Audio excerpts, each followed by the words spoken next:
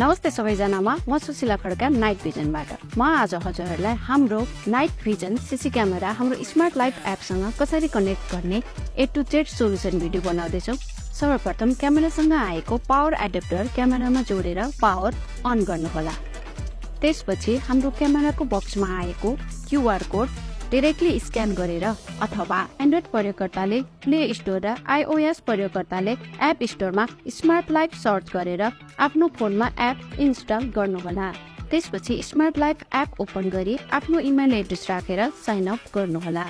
अब यो इमेल र पासवर्ड राखी लगइन गर्ने अनि एड डिभाइसमा क्लिक गर्ने। अब हामी हाम्रो स्क्रिनमा एड गर्नुपर्ने क्यामेरा देख्न सक्छौँ। सिम्पली यहाँ क्लिक गरेर वाइफाई को पासवर्ड हालेर नेक्स्ट गरेर क्यामेरा एड गर्ने। यसको लागि आफ्नो फोनको लोकेसन र ब्लुटुथ अन गर्नुपर्ने हुन्छ। अब हाम्रो क्यामेरा एड भइसकेको छ र अब हामी मजाले फोनबाट नै रियल टाइम भिडियो हेर्न सक्छौँ।